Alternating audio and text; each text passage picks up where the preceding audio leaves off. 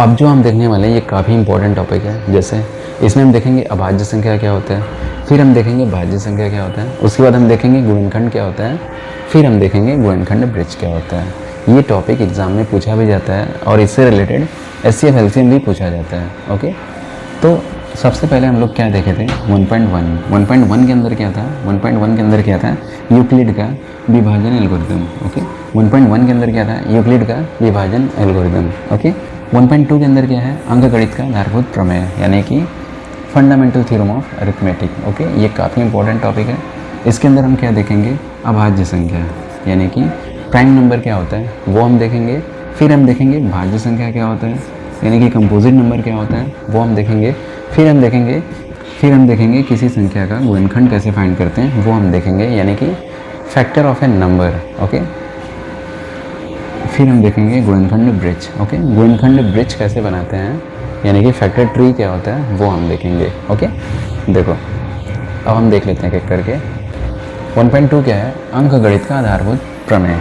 Okay, fundamental theorem of arithmetic काफ़ी important है, exam में बहुत पूछा जाता है, एचसीएफ एलसीएम में काफ़ी यूज़फुल होता है। देखो सबसे पहले हम देख लेते हैं अभाज्य संख्या। सबसे पहले हम क्या देख लेते हैं, अभाज्य संख्या। देखो जैसा कि नाम से ही पता चल रहा है कि अभाज्य संख्या, ऐसी संख्याएं जो भाज्य नहीं होती हैं उन्हें हम अभाज्य संख्या बोलते हैं।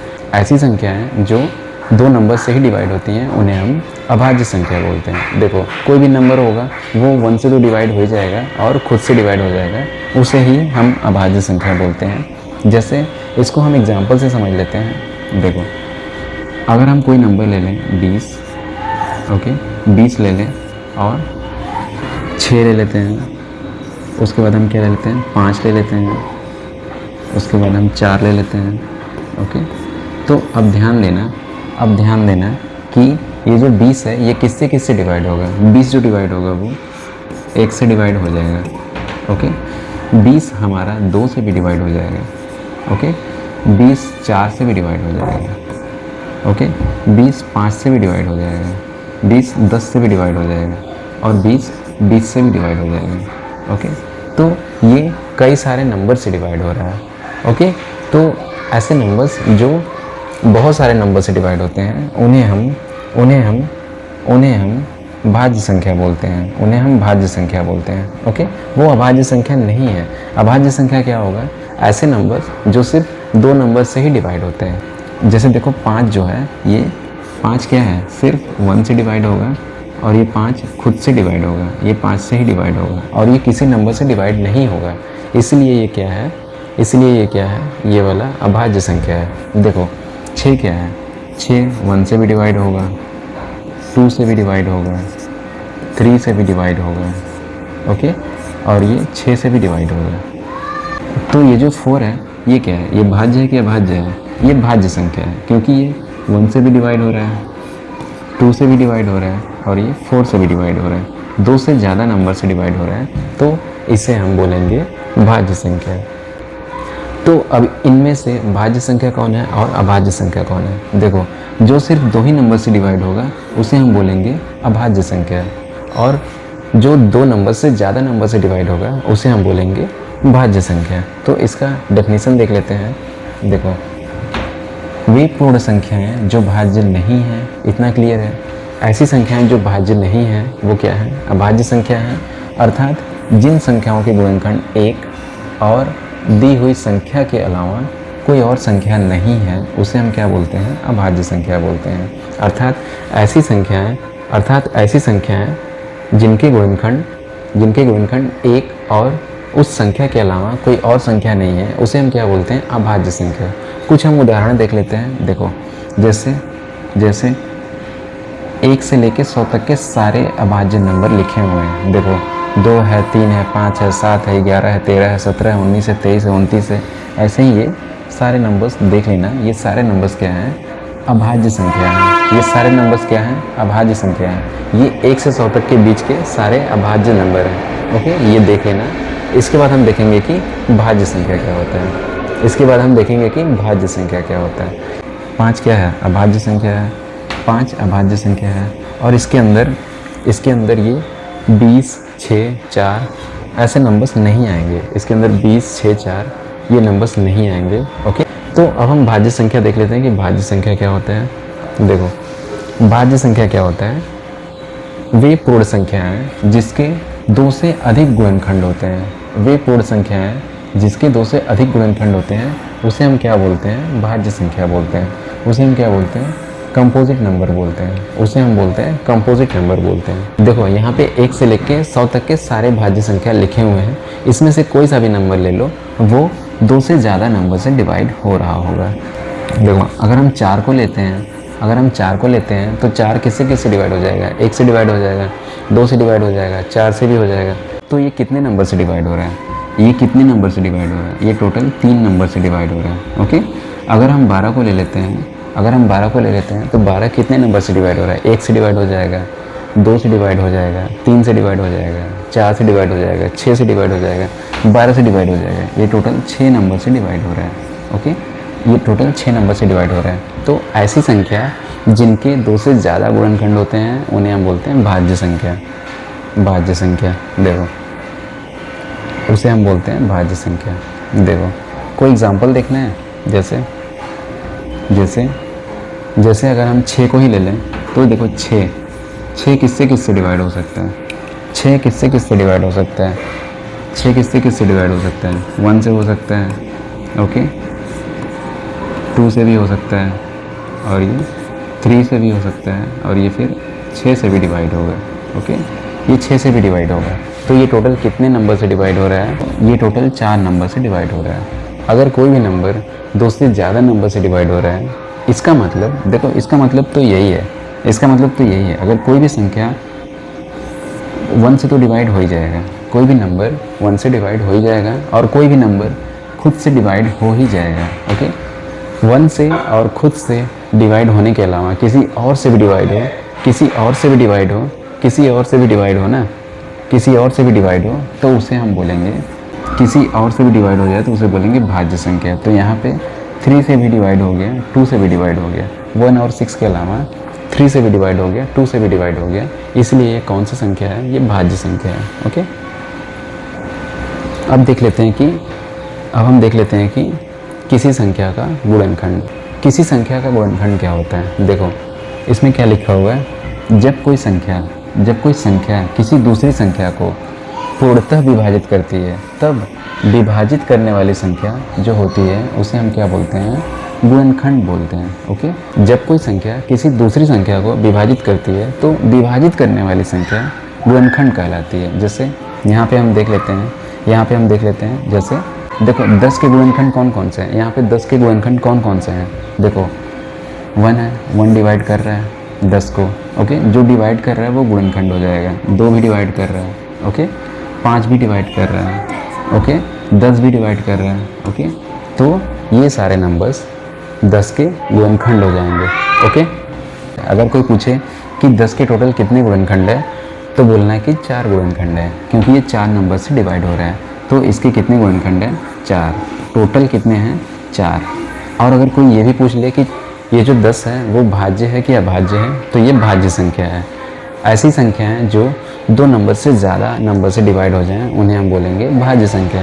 अब देखो किसी संख्या का गुणनखंड, थोड़ा एग्जाम्पल हम देख लेते हैं। जैसे हम अभी 6 का ही ले लेते हैं, अब हम क्या ले लेते हैं, 20 ले लेते हैं। देखो 20 के गुणनखंड कौन कौन से होंगे, 20 को ऐसे कितने नंबर से जो डिवाइड कर सकते हैं। देखो अब ये जिससे डिवाइड हो रहा है, एक चीज़ ध्यान देना है, ये जिस भी नंबर से डिवाइड हो रहा है, देखो इसमें भाज्य संख्या भी होगा, अभाज्य संख्या भी होगा, यानी कि प्राइम नंबर्स भी होंगे और ऐसे नंबर्स भी होंगे जो प्राइम नंबर्स नहीं होंगे। तो कभी कभी हमें क्या होता है ना कि खाली अभाज्य संख्या का गुणनखंड निकालना होता है। अभाज्य संख्या का गुणनखंड देखो, तो ये सारे तो गुणनखंड हैं, 1 है, 2 है, 4 है, 5 है, 10 है, 20 है, ये सारे गुणनखंड है। लेकिन इस गुणनखंड के अंदर कौन कौन सा ऐसा गुणनखंड है जो अभाज्य है। देखो ये जो 2 है वो अभाज्य संख्या है, ये जो 5 है वो अभाज्य संख्या है। ओके, इतना समझ में आया? ओके, इतना समझ में आ गया। बच्चे आ जाते हैं ना, हल्ला होने लगता है। देखो अब किसी संख्या का गुणनखंड, देखो फैक्टर ऑफ ए नंबर। देखो सबसे पहले हम समझ लेते हैं फैक्टर ऑफ ए नंबर। देखो देखो यहाँ 5 के कौन कौन से फैक्टर हैं, 5 के कौन कौन से फैक्टर हैं, 5 के कौन कौन से फैक्टर हैं, 1 है 5 है, कितने फैक्टर हुए 2। अब 17 देख लेते हैं, 17 के कितने फैक्टर हैं, 1 है और वो नंबर खुद है 17 है। ओके, अब आगे देखना है 12 के कितने फैक्टर हैं, 12 के कितने फैक्टर हैं, 1 भी है, 2 भी है, 3 भी है, 4 भी है, 6 भी है, 12 भी है। ये सारे नंबर 12 को डिवाइड कर देंगे। ओके, तो ध्यान से देखो 5 के कितने फैक्टर हैं, एग्जैक्टली 2 फैक्टर हैं। 17 के कितने फैक्टर हैं, एग्जैक्टली 2 फैक्टर हैं। तो यही दोनों नंबर्स जो हैं वो क्या है, अभाज्य संख्या है। तो यही दोनों संख्या क्या है, अभाज्य संख्या है। ओके, बाकी नीचे जितने भी नंबर्स लिखे हुए हैं, 18 उनके फैक्टर्स देख लो, 24 इनके गुणनखंड देख लो, 30 इनके गुणनखंड देख लो, 36 देखो, इतने सारे गुणनखंड हैं। तो ये सारे जो नंबर्स हैं 12, 18, 24, 30, 36, ये जो सारे नंबर्स हैं वो क्या हैं, वो भाज्य संख्या है। इतना क्लियर हुआ? ओके, और ये सारे नंबर्स जो हैं वो गुणनखंड है, यानी कि फैक्टर हैं। अब देखो किसी संख्या का अभाज्य गुणनखंड क्या होता है। अभाज्य गुणनखंड, देखो किसी संख्या का ये गुणनखंड था, अगर इस गुणनखंड के अंदर अगर हमें सिर्फ अभाज्य संख्या फाइंड करना हो। अब ध्यान देना एक चीज़, देखो 12 का जो गुणनखंड है इसके अंदर क्या है, 2 है और 3 है। तो ये दो नंबर क्या हैं, अभाज्य संख्या है। 18 के अंदर क्या है, देखो 2 है और 3 है, ये क्या है, अभाज्य संख्या है। 24 के अंदर अभाज्य संख्या कहाँ है, 2 है 3 है और कोई है नहीं। 30 के अंदर देखो अभाज्य संख्या 2 है 3 है 5 भी है, ओके, और कोई है नहीं है। 36 के अंदर अभाज्य संख्या देखना हो तो 2 है 3 है, उसके बाद कोई है नहीं है। तो इनका अगर अभाज्य गुणनखंड निकालना हो तो यही सारे नंबर्स उसमें आएंगे, यही सारी संख्याएं उसमें आएंगी। देखो किसी संख्या का अभाज्य गुणनखंड यानी कि prime factor of A number. देखो 24 का देखो, 24 को देखना है, 24 को इधर देखना है। 24 को इधर कौन कौन सा डिवाइड कर रहा था, 4 भी, 6 भी, 8 भी, 12 भी, 24 भी। लेकिन हमें सिर्फ वही नंबर लेने हैं जो अभाज्य संख्या है, यानी कि 2 और 3। देखो 24 का गुणनखंड क्या होगा, 2 के घात 3 गुणे 3। ओके, 2 के घात 3 कितना होता है, 8, 8 त्रिक 24। ओके, खाली अभाज्य संख्या है इसके अंदर। ऐसे ही सारे देख लेना। देखो 36 है, 36 का निकाल के देख लेना, 48 का निकाल के देख लेना, 60 का, 90 का। कैसे निकालते हैं वो हम देख लेते हैं। देखो कैसे निकालते हैं वो हम देख लेते हैं। जैसे हमें 24 का निकालना है, 24 का अगर हमें निकालना होगा ना, तो सबसे पहले हम क्या करेंगे, सबसे छोटी अभाज्य संख्या से इसको भाग देंगे। सबसे छोटी अभाज्य संख्या क्या होता है, सबसे छोटा प्राइम नंबर क्या होता है, 2 होता है। तो सबसे पहले हम इसको 2 से डिवाइड करेंगे, कितनी बार में जाएगा, 12 बार में जाएगा। फिर हम इसको 2 से डिवाइड करेंगे, कितनी बार में जाएगा, 6 बार में जाएगा। फिर ये 2 से डिवाइड करेंगे तो कितनी बार में जाएगा, 3 बार में जाएगा। फिर ये 3 से डिवाइड होगा, ये कितना आ जाएगा, 1 आ जाएगा। जब 1 आ जाएगा तो हम स्टॉप हो जाएंगे। देखो तो हम लिख सकते हैं कि 24 का गुणनखंड, क्या क्या आया वो हम लिख सकते हैं। देखो अब देखो 24 का गुणनखंड तो आया, लेकिन ये 24 के गुणनखंड कौन कौन से हैं, सिर्फ अभाज्य गुणनखंड है, सिर्फ प्राइम फैक्टर है। देखो इसमें सिर्फ प्राइम नंबर्स हैं। ओके, तो 24 को हम क्या लिख सकते हैं, यही सारे लिखेंगे। 2 कितनी बार आया, 3 बार आया, 2 गुणे 2 गुणे 2, 2 कितनी बार आया, 3 आया, फिर गुणे 3, ओके, गुणे 3। इसको हम घात के फॉर्म में भी लिख सकते हैं। देखो 2 के घात 3, 2 3 बार है, 2 के घात 3 गुणे 3। ओके, ऐसे हम निकालते हैं किसी नंबर का प्राइम फैक्टर, यानी कि किसी संख्या का अभाज्य गुणनखंड। ओके, देखो अब हम देख लेते हैं कि गुणनखंड ब्रिज क्या होता है। गुणनखंड ब्रिज काफ़ी इंपॉर्टेंट है, एग्जाम में पूछा भी जाता है। देखो किसी संख्या को उसके अभाज्य गुणनखंडों के ब्रिज के रूप में प्रदर्शित करने की विधि को हम क्या बोलते हैं, गुणनखंड ब्रिज बोलते हैं, यानी कि फैक्टर ट्री बोलते हैं।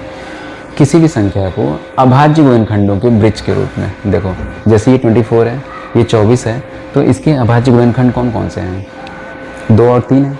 सिर्फ इसमें क्या आ रहा है, 2 और 3 ही आ रहा है। जो 24 का जो अभाज्य गुणनखंड है, इसके गुणनखंडों के ब्रिज के रूप में, अभाज्य गुणनखंडों के ब्रिज के रूप में प्रदर्शित करने की विधि को गुणनखंड ब्रिज बोलते हैं। तो यहाँ पे एग्जाम्पल क्या दिए हुए हैं कि हमें 72 का गुणनखंड ब्रिज बनाना है। ओके, गुणनखंड ब्रिज किस लिए बनाते हैं? क्योंकि हमें उसके अभाज्य गुणनखंड निकालने होते हैं। गुणनखंड ब्रिज का यही यूज़ है कि उससे हमें अभाज्य गुणनखंड पता चलता है। देखो ये 24 है, 24 का अभाज्य गुणनखंड ऐसे निकलेगा। ओके, तो देखो, तो सबसे पहले हम गुणनखंड ब्रिज के बारे में समझ लेते हैं कि गुणनखंड ब्रिज कैसे बनाते हैं। देखो 6 को हम क्या लिख सकते हैं? 6 को हम लिख सकते हैं ना 2 गुणे 3 लिख सकते हैं। यहाँ पे हमें अभाज्य संख्या नहीं देखना है। देखो 6 को हम 2 गुणे 3 लिख सकते हैं। तो 6 का गुणनखंड ब्रिज बनाना हो तो एक साइड 2 चला जाएगा, एक साइड क्या चला जाएगा 2, और एक साइड 3। ओके, एक साइड 3, इन दोनों का गुणा करोगे तो 6 आना चाहिए। ओके, इसमें 2 ही चाइल्ड हम बनाएंगे। देखो और कोई नंबर हम ले लेते हैं, और कोई नंबर हम ले लेते हैं। अगर हम ले लें 20। ओके, अगर हम 20 ले लें तो 20 को हम क्या लिख सकते हैं? 20 को हम क्या लिख सकते हैं? 4 गुणे 5। ओके, अभाज्य संख्या नहीं सोचना है, नॉर्मल सोचना है। 20 को हम क्या लिख सकते हैं? 2 गुणे 10 भी लिख सकते हैं, 4 गुणे 5 भी लिख सकते हैं, 5 गुणे 4 भी लिख सकते हैं। ओके, तो 20 को हम लिखते हैं 4 गुणे 5। ओके, 4 गुणे 5, 4 गुणे 5। तो 20 का फैक्टर ट्री क्या बनेगा? 20 का क्या बनेगा? एक साइड क्या हो जाएगा? 4 हो जाएगा, और एक साइड क्या हो जाएगा? 5 हो जाएगा। ओके, एक साइड 5 हो जाएगा। अब देखो 4 अभी भी डिवाइड हो रहा है, 4 अभी भी डिवाइड हो रहा है, तो 4 को हम क्या लिख सकते हैं? 2 गुणे 2। ओके, 2 गुणे 2। अब देखो, अब ये 2 डिवाइड नहीं होगा, ये 5 डिवाइड नहीं होगा। जब भी तुम्हारा अभाज्य संख्या आ जाएगा, तो वो डिवाइड नहीं होगा। और ध्यान देना है कि जो सबसे लास्ट वाला नंबर होगा वही तुम्हारा अभाज्य संख्या होगा, जो सबसे नीचे होगा ट्री में वही तुम्हारा अभाज्य संख्या होगा। तो अगर तुमसे बोलता कि 20 का गुणनखंड ब्रिज बनाओ और साथ ही साथ उसके अभाज्य गुणनखंड भी लिखो, तो 20 का अभाज्य गुणनखंड क्या हो जाएगा? ये जो अभाज्य संख्या आया हुआ है इसी का गुणा हम कर देंगे तो ये 20 बन जाएगा। तो 20 का क्या हम लिख सकते हैं? 20 का हम क्या लिख सकते हैं? 2 गुणे 2, 2 गुणे 2 गुणे 5। ओके, ये 20 आएगा, और ये 20 का अभाज्य गुणनखंड है। इसको हम घात के फॉर्म में भी देख लेते हैं। 2 घाते कितना हो जाएगा? 2 हो जाएगा, गुणे 5 हो जाएगा। ओके, तो ये था गुणनखंड ब्रिज, ऐसे हम बनाते हैं। ओके, देखो अब ये क्या बोल रहा था? 72 का गुणनखंड ब्रिज बनाओ। तो 72 का गुणनखंड ब्रिज हम देख लेते हैं कैसे बनाते हैं। देखो 72 का गुणनखंड ब्रिज हम देख लेते हैं कैसे बनाते हैं। देखो 72 है, 72 है। ओके, 72 है, 72 है, इसको हम 8वां 72 भी लिख सकते हैं, 9ठे 72 भी लिख सकते हैं, 12 छंग 72 भी लिख सकते हैं, 2 गुणे 36 भी लिख सकते हैं। इसको हम कई तरीके से लिख सकते हैं। तो अभी हम क्या ले लेते हैं? इसको एक तरफ हम ले लेते हैं 8, एक तरफ ले लेते हैं 9। देखो इन दोनों का गुणा करोगे तो 72 होगा कि नहीं? 72 आएगा ना, 72 आएगा ना। अब हम क्या करेंगे? इधर जो है लेफ़्ट साइड, इसको हम अलग सॉल्व करेंगे, और ये जो राइट साइड है इसको हम अलग सॉल्व करेंगे। तो देखो 8 को हम फिर से क्या लिख सकते हैं? 2 गुणे 4, 2 गुणे 4 लिख सकते हैं ना। जो मन में आए वही लिख देना, जो मन में आए वही लिख देना। जैसे 9 को हम क्या लिख सकते हैं? 3 गुणे 3। ओके, 3 गुणे 3, 3 गुणे 3, 3 गुणे 3। 2 तो अब डिवाइड नहीं हुआ किसी से, लेकिन 4 को अभी भी हम लिख सकते हैं 2 गुणे 2, 2 गुणे 2। ओके, तो अब ध्यान देना कि जो ट्री में सबसे नीचे आया वो क्या आया? अब ये डिवाइड नहीं हो रहा है, ये सबसे नीचे चला गया। इधर ये सबसे नीचे क्या है? ये वाला 2, ये वाला 2। इसमें सबसे नीचे क्या है? ये 3 है और ये 3 है। तो ये सारे जो नंबर्स हैं वो अभाज्य गुणनखंड हैं। किसके? 72 के। तो 72 का अभाज्य गुणनखंड अगर हमें लिखना हो तो हम देख लेंगे हम इसमें देख लेंगे कि कौन कौन सा अभाज्य संख्या है। 2 है, 3 है। 2 कितनी बार है? 3 बार है। तो 2 को हम कितनी बार गुणा करेंगे? 3 बार करेंगे। 2 को कितनी बार करेंगे? 3 बार करेंगे। 3 कितनी बार है? 3 2 बार है। तो 3 गुणे 3 हो जाएगा। ओके, 3 गुणे 3 हो जाएगा। इसको हम घात के फॉर्म में लिखेंगे तो क्या हो जाएगा? 2 के घात 3 गुणे 3 के घात 2। ओके, तो आज हमने देखा भाज्य संख्या क्या होता है, अभाज्य संख्या क्या होता है, और गुणनखंड क्या होता है, और गुणनखंड ब्रिज क्या होता है। ओके, तो अगर ये सारी चीज़ें आपको समझ में आ गई तो प्लीज़ वीडियो को लाइक कर देना और चैनल को भी सब्सक्राइब कर देना।